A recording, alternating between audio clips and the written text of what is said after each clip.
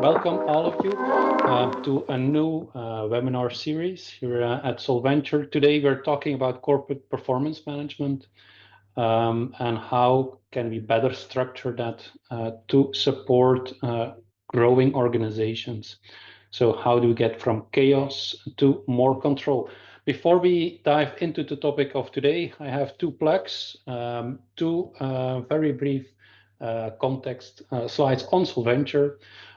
What is Solventure? We are a company that is focused on one topic, and that topic is enterprise planning. We are optimizing planning processes at manufacturing companies and globally, and that has been what we have been doing for the past 15 years. We have a team of more than 50 consultants. In the meantime, we have around 85 consultants in our organization, and we are active across the globe. Our headquarters is in Europe, but we support customers in the US. We have colleagues in the US and also in Asia Pacific. Just the last plug for today before we dive into the real topic of today. What is the industries that we're active in? We're active across three different industries.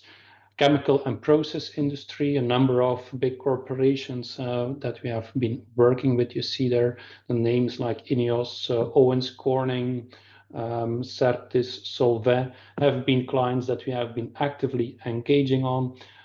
In the discrete and high tech, we have also several references, having been working together with Danfoss, for example, Gates Corporation already for a very long time. So different industries, but mostly discrete manufacturing. And then at the far right, we have actually companies in the food and beverage or consumer packaged goods industry, long-standing relationships and partnerships with companies like Ontex, Jules de Stroop, Perfetti Van Melle, but also Dosche Mills, who have recently been partnering up with our organization.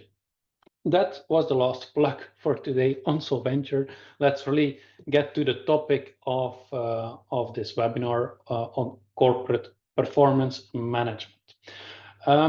So what will we be covering today? We will cover first of all, our vision on corporate performance management. What do we mean with that? How do we look at it? What are current challenges? And I'm currently in a role as CTO since 2020, and part of my activities is performing research. So over the past 2 years, I've been interviewing 25 CFOs and finance directors, and I will talk about what they see as their current challenges when it comes to corporate performance management. And then we'll see how can we actually address some of these challenges with a more sustained approach, with a more sustainable approach. And we will talk there, and we will take the stepping in methodology from a portfolio management methodology. And we'll talk about what do we mean with portfolio management, then getting into how do we prepare that, how do we set up the scene, how do we drive improvement, how do we follow up improvement, so how can we actually bring more structure in that and have a sustainable approach to that corporate performance management. At the end, we will bring everything together. How can we actually bring that together in a recurring process, which is not ad hoc, and also what is a supporting tool? How can we actually digitize a number of these steps so that we can really sustain that process? That's a lot of topic to cover today, so let's dive right into it. Our vision on corporate performance management, there we make a link to the thought leadership of our CEO, Bram de Smet, who has been always making bridges between the supply chain domain and the finance domain. And in his last 2 books, he has worked towards how can we optimize the return on capital employed of organizations and make sure that that is the end goal that we facilitate. So that requires working along 3 dimensions of what is being referred to as supply chain triangle. How can we work along the dimension of service, cost, but and also on the dimension of cash and how can we balance across these three corners of that supply chain triangle. When we bring that to the domain of corporate performance management, it aligns quite well to it. For us, the three main pillars around corporate performance management on the highest level is making sure that we realize the targeted revenue growth. So how can we facilitate and focus our resources on realizing that growth? That's pillar one. Pillar two will be around profitabilities, around margins. How do we actually ensure that we achieve our profitability targets across the different parts of the portfolio? And the third dimension is actually around cash flow. How can we have a positive cash flow? How can we work on the working capital efficiency within our portfolio? So that will always be the three dimensions that we make center stage, and how do we approach corporate performance management, making sure we realize revenue growth, profitability, and working capital efficiency. Let's dive into some of the outcomes of the research I mentioned earlier. So what are some of the challenges that live within the finance department, within the roles CFOs take on and finance directors have? I will split the findings according to two dimensions. What are external driving factors that make it more challenging? And then we'll get to internal challenges within the organization. External driving factors that put more pressure on corporate performance management are four different aspects. One is the increased market volatility. You might think of indices like the supply chain pressure index, which actually has been very clear since the initial COVID lockdowns. We have seen very large swings in disruptions from the supply side, which put supply chains of global manufacturing companies under much more pressure.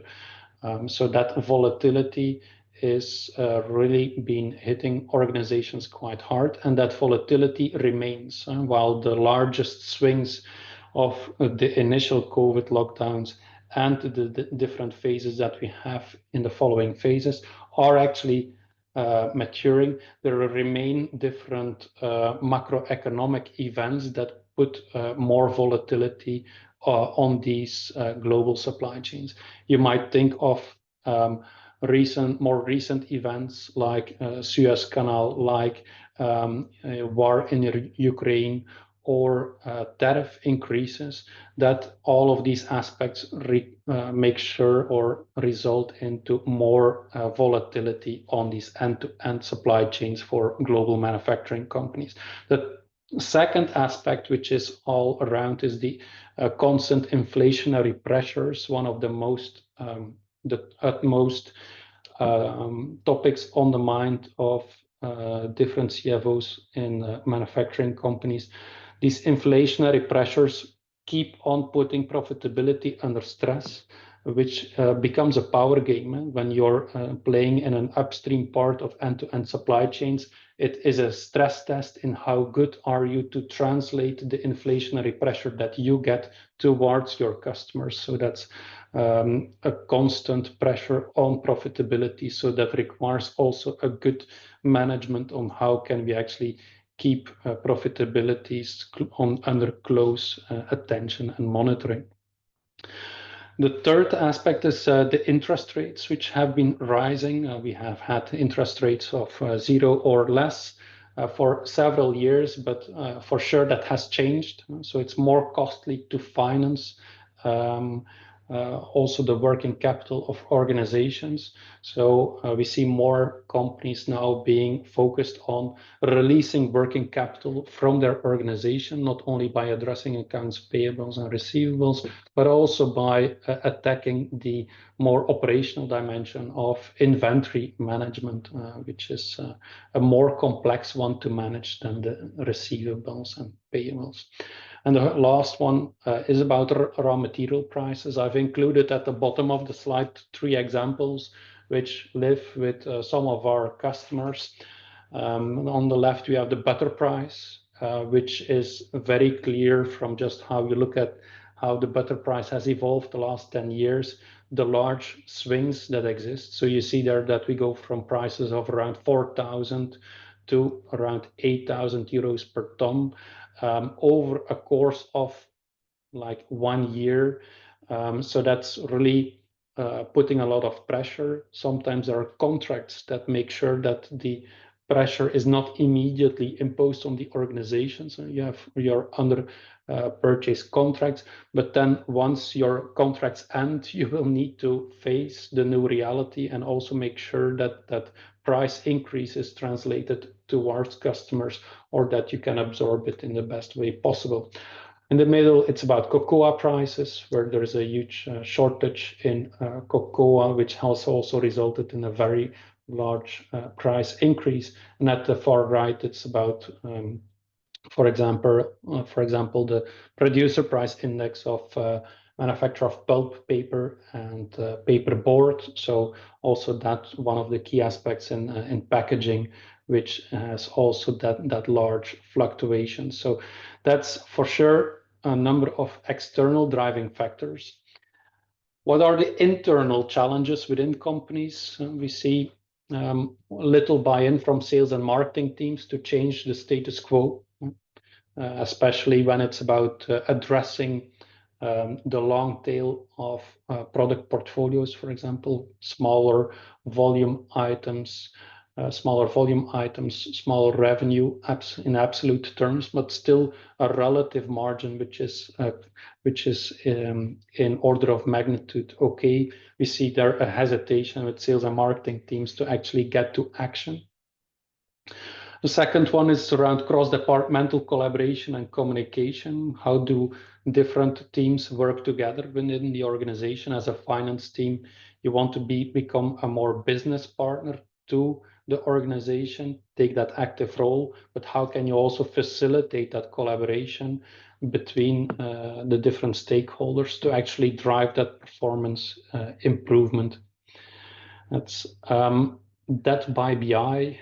One of our customers has clearly indicated like, okay, we have ample data, we have a lot of data, we have a lot of reports, but they remain very scattered. We have a commercial report, we have an operations report on production performance, we have an inventory report, but there is no clear action on how we can actually improve and how we can find the right data at the right points of the analysis. There are no implementations of decisions. So we make decisions, but the decisions do not get implemented. We make lists of actions, but then it's very hard to follow up on these actions to make sure that they get implemented by either the commercial or marketing teams or the supply chain teams to really get it into the operations and get the real benefits of the decisions taken.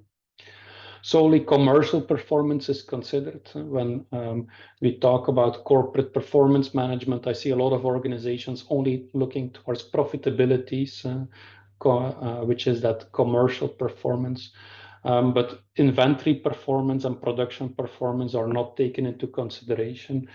So that working capital dimension is very often absent, and production performance is really treated separately, while also for managing the performance, the performance compared to standard product cost, it's still relevant to understand how often have we produced this and why have we produced it that often, which also drives the real performance of the whole system. Solely finished goods are being discussed. So there are no integrations of bill of materials. There is no discussion about raw materials, while we have seen in the previous slide that actually the raw materials also are a cause of a lot of fluctuation and volatility. And the last aspect is that when improvement is needed, we create an ad hoc initiative. We do a project, and that's a one-off for a number of months, or maybe in the best a year, and then efforts and results are not sustained. So how do we get to a more sustainable approach to it? And that's really also the real topic of today's webinar. So how do we get from chaos, that one-off big bang thing, to a more sustained approach with a clear process, with a clear approach to things? Why do we do it? A proactive corporate performance management can deliver up to 2% of EBITDA improvement and 20% of working capital reduction. So when we really get a good grip on these things, we make it sustained, then there is big benefits to reap from it. If we look, we dive a bit deeper on that one-off ad hoc initiatives, what have we seen with companies that typically reviewing the current as-is situation is done by a one-off cut-to-tail exercise. When we realize the profitabilities have eroded significantly to a new level, then there is an ad hoc initiative. It's called cut-to-tail or cure or kill exercises, SKU rationalization initiatives. All of these are often as-is improvement projects that are being introduced, and it ends up in a subjective discussion. If we do it ad hoc, it's once every 3 years as a major initiative to restore the business margin, and that's one of the clear patterns where we try to find an exit, and we want to get to a more sustained approach, because it's not a one-off. The pressures on profitabilities are there constantly.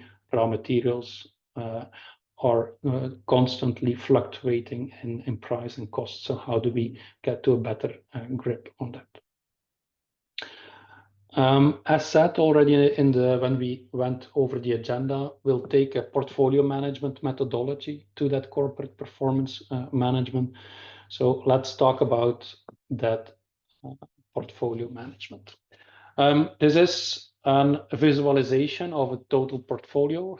We are here looking towards either the product portfolio or the customer portfolio, and we order all products or customers according to largest volume to lowest volume. So you get the typical Pareto curve, which is quite well known. The 80-20 rule, Pareto rule, is also omnipresent in all organizations.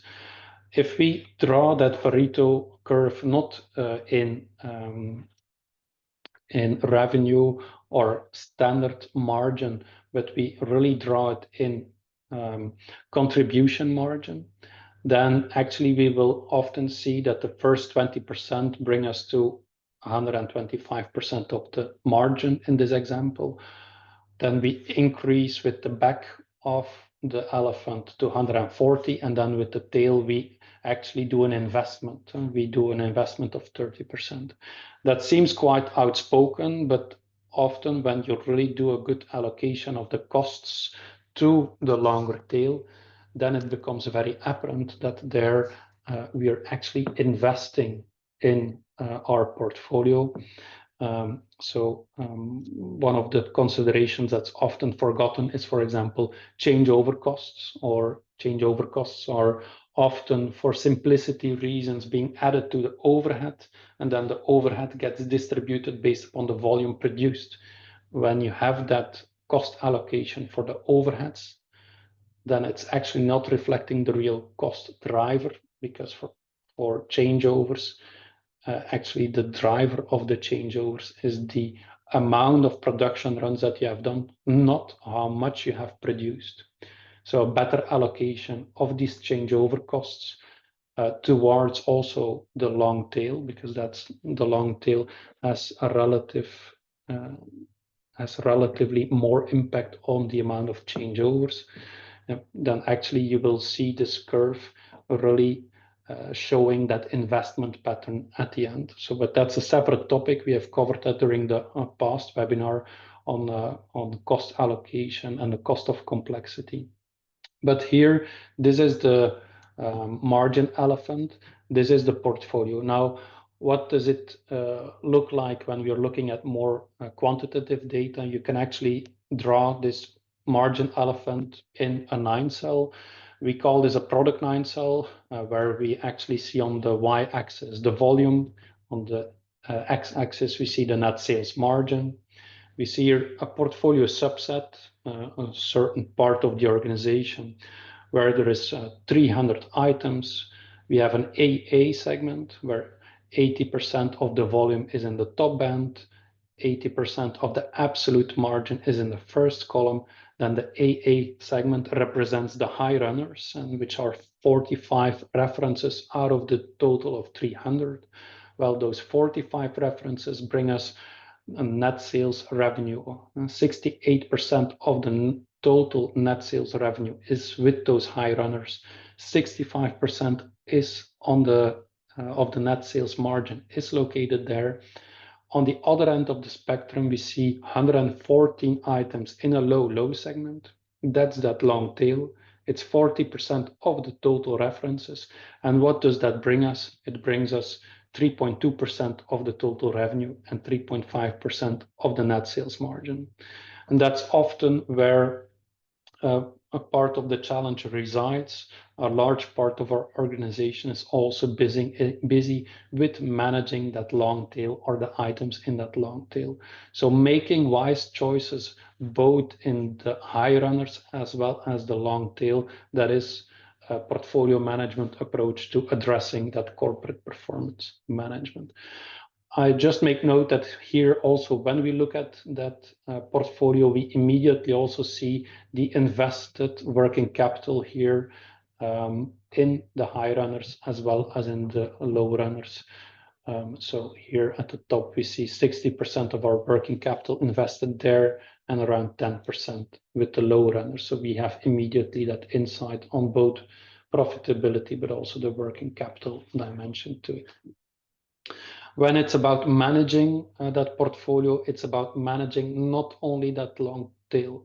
That's often an operations and supply chain way of thinking. We need to cut the tail, SKU rationalization. We need to do something on that tail. Yes, managing the performance is about that, but also it's about what can we do to concentrate resources and focus on the head of the elephant, because here is what some of our customers explain as the needle movers are located there. If we can focus more of our efforts across the different departments, sales, marketing, operations, on these needle movers, that's where we can make the difference. That's where we can ensure that we meet our revenue targets. For example, revenue growth targets often come from the management of the needle movers rather than managing the tail. The tail is important to indeed do what's possible, but it requires actions on both the head as the tail of the elephant. Making just a bridge towards, it's not only about that product dimension, the same applies for the customer dimension. Also there we have that head of the elephant and the tail of the elephant. Here 21 customers in the high runners, 127 with the low runners. So how many products do we have to support those high runners customers, and how much do we have to support that tail, and what choices can be made? Now let's talk, we addressed like, okay, we will take a portfolio management approach to that corporate performance management. Like, how do we set that up? How do we bring more structure in that rather than looking at reports, doing ad hoc projects on that? How do we set up a more recurring given? First of all, a number of things that are about preparation, setting up the scene. First step there is define what we refer to as portfolio subsets. Portfolio subsets, I have here a fictive example where it's about branded and private label. I see a lot of organizations being active along different dimensions and different strategies. So it requires to separate these portfolios according to a number of dimensions, and strategy and strategic positioning, value proposition will for sure be one dimension.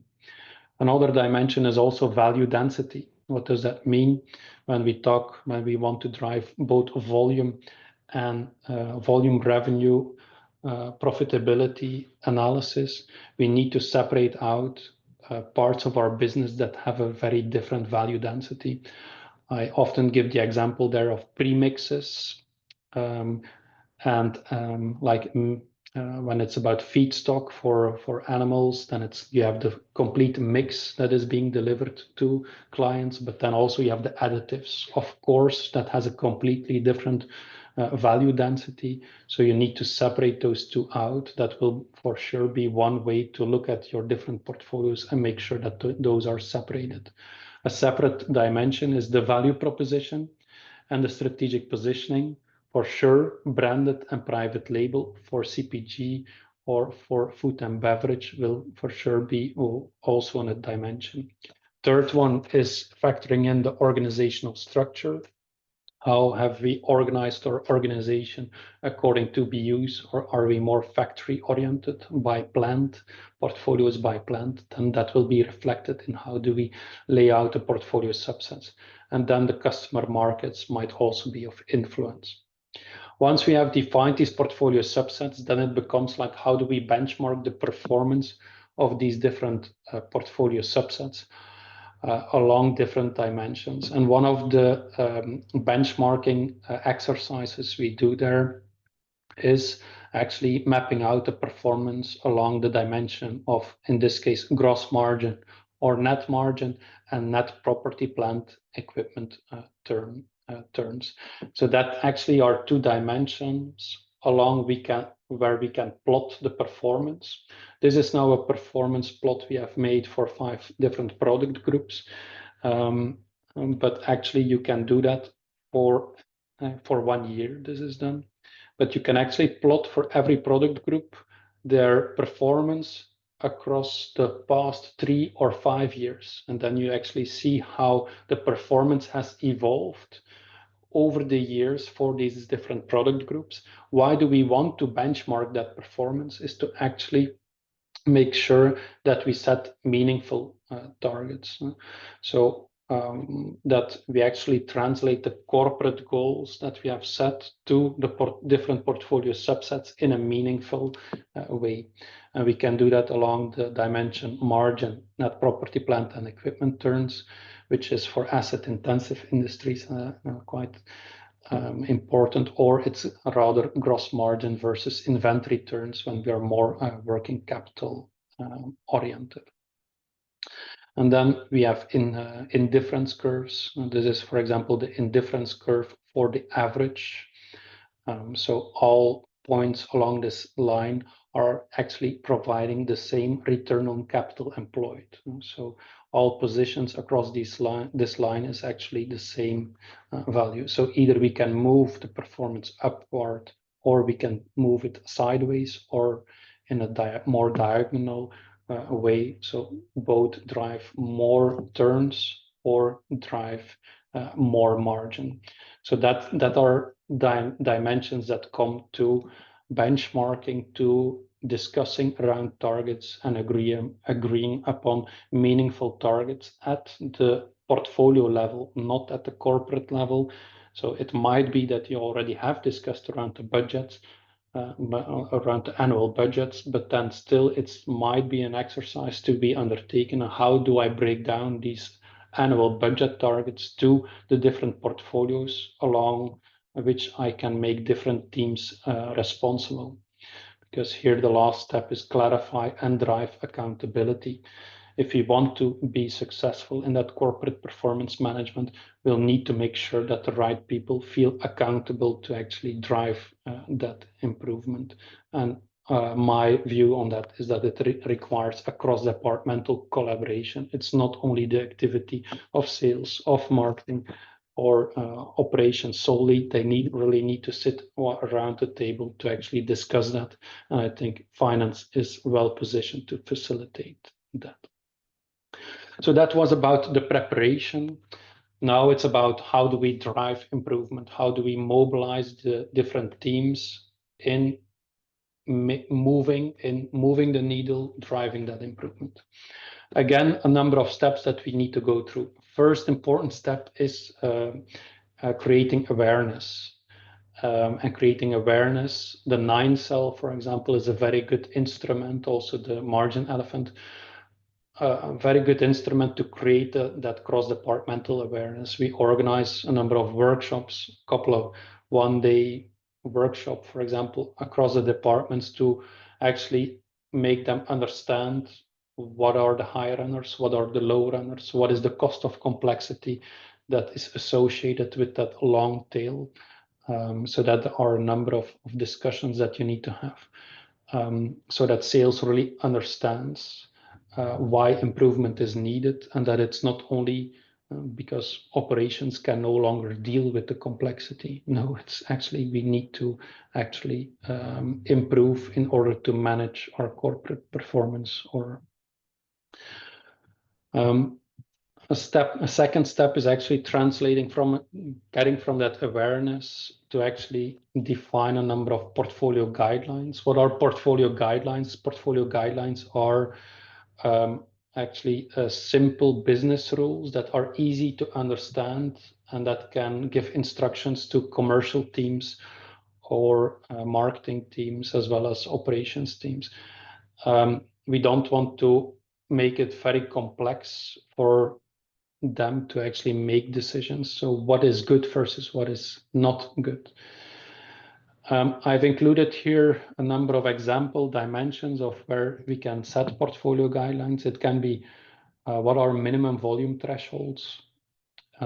Yes, we can introduce new SKUs. That's not a problem, as long as we can have a sustainable volume of XYZ. And often it's linked to the hours of production that are at minimum needed to get to efficient production.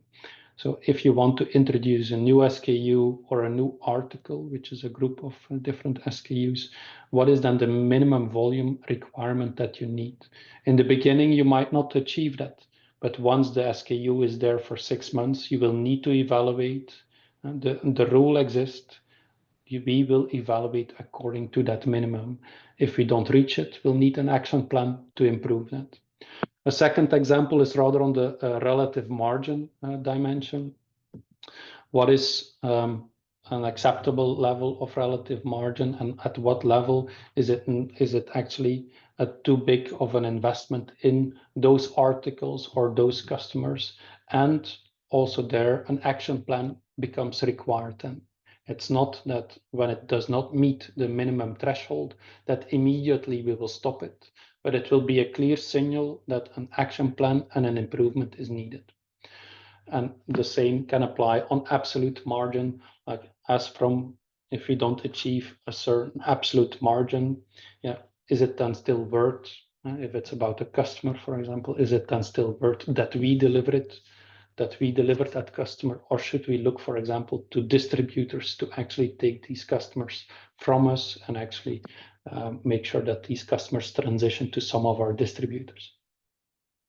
And we can define these guidelines on different levels of aggregation on the individual SKU, product, or product group.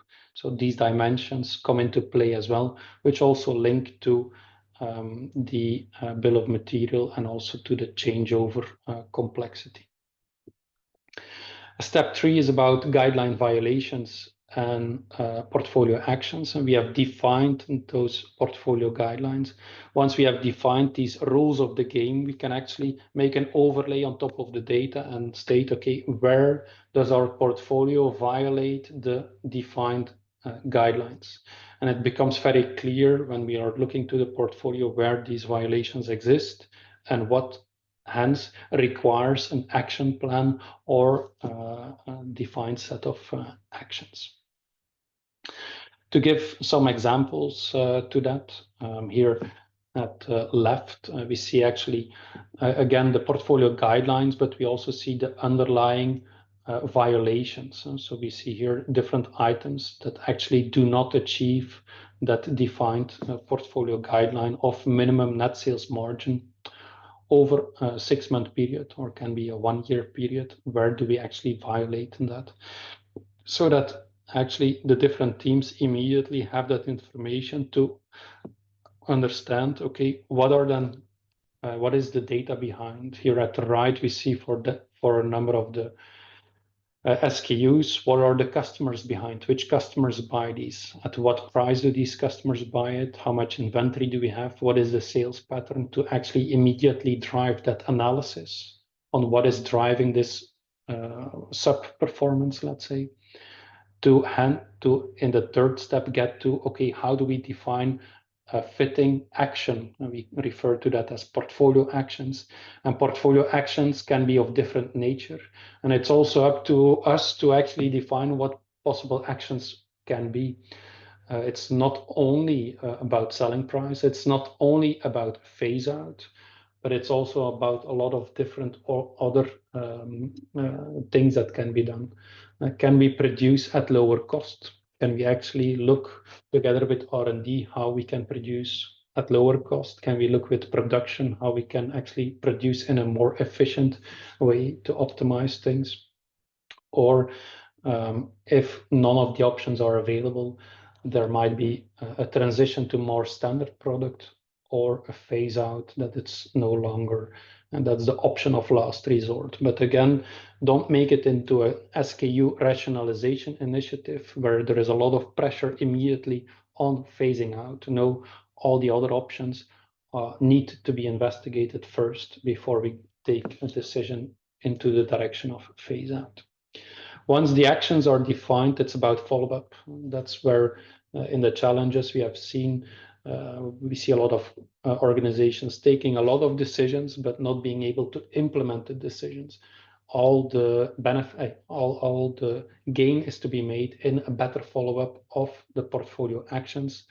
So if all actions are captured and registered, actually we can drive monthly progress meetings, monthly action meetings to actually go through these actions and discuss with each other, okay, what have we learned, what was discussed with customers to actually evolve. And then we have a traceability of decisions. So how do we actually see that what we discussed earlier, that we have that trace of all the previous discussions on an item, especially that last one makes sure that when something was discussed 6 months or 1 year ago, that is being captured and also included in the new discussion which we drive. Step towards, once we have been good in translating actions and driving that progress, it's also about monitoring if the progress is according to plan, and it's following up how the portfolio evolves. So here we look at the margin, how the margin evolves over time, and we compare the margin for all subsets in this case, how it compares to the target, what was our target margin improvement, and what have we realized year to date versus that target. So what is the gap? As well, monitor how the latest months evolve compared to the year to date. Actually, that makes a sizing of how large is the gap and drives focus towards achieving these established targets. That's the minimum. What here can be done more is, for example, price volume mix analysis to actually better understand, okay, where are we deviating from our plan? Is it rather from a price dimension, volume, or a mix dimension? That's a separate topic. We might cover that in an upcoming webinar. Now, how do we bring all of that together? Well, let's see how we can make it into a recurring process. Actually, what is a good way of structuring that? We believe that involving the executive teams in that drives also attention. So we actually enforce customers to involve executives on a quarterly basis. You don't want to do that every month, since that is not material enough in the differences you see 1 month from the next. But when you see it 1 quarter towards the next, you have that 4 times a year that you will meet. So you want to involve your executives on a quarterly basis. But there are activities that you then set on an annual basis. What is the portfolio plan? What are the targets we set? That's on an annual basis. We define that to do that in the period of around October, September, October. That are those target settings. You might also think about what is our promotion plan and calendar when you're in a CPG or food and beverage context. On a quarterly basis, you will monitor the evolution. You will monitor how your innovation plan evolves, how your promotion plan evolves, and you will actually do a root cause analysis on what are the actions, not on the individual SKU and customer, but what are actions needed to drive further progress towards our targets. And if there are larger actions to be decided upon, they're also being confirmed as part of that meeting. On a monthly basis, it's gathering the data, analyzing the evolutions, analyzing the violations, and then also ensuring that the portfolio actions that are captured, that we drive the progress and the progress from decision to implementation. Within companies, we call it quarterly business reviews, might be monthly margin improvement team meetings, MIT meetings, or margin enhancement team meetings. So also make the naming of that corporate performance management meeting, align it with the key objective that is most prevalent there. So make sure that the dynamic is recurring, it's a recurring process, but adapt the naming towards the business momentum that exists. In order to have I run that efficient, sustainable process, it's also relevant to understand how can be well supported. There in Solventure has actually established a SaaS platform that is focused on building winning portfolios along these three dimensions of corporate performance management. And we do that by actually making sure it becomes a collaboration platform for corporate performance management. We can instill that recurring process, make sure that the strategic goals are translated to targets and portfolio guidelines. Insights are being translated into actions. Actions are being driven into implementation. And we facilitate that cross-departmental collaboration. So getting from BI, which is a lot of reports, which are often very scattered, how do we translate it to one book of record that supports that decision process? Collaborating on portfolio actions. Don't make Excel lists on these are the actions to be done. So make sure that your actions are captured together with the data as part of a decision-making platform. Compare your different portfolio subsets in line with your organizational hierarchy and structure, and then track how the portfolio evolves and what the gap is towards the established targets. So that are key also functional components that we make sure that we support. So as in summary, as a takeaway, I see that we're at the end of our time slot. What are for us key requirements for corporate performance management? Of course, you require a good strategy, a strategy that you can translate into your portfolios. You require portfolio guidelines, make them simple business rules that everyone can understand and can incorporate into their day-to-day decision-making. Think in process, not project. How do we install a recurring process? And how do we facilitate it with a supporting tool, which actually is focused on installing that process, facilitating the end-to-end of that process, in order to drive that improvement in corporate performance management, where we have realized with a number of customers a 2-3% profitability improvement, and for example, a 15 days working capital, if it's in inventory, 15 days inventory reduction as well. So it's definitely for sufficient gains there. So that's our view on how you can improve that corporate performance management. So thanks for dialing in to our webinar of today. Thanks for your participation, and let's be in touch.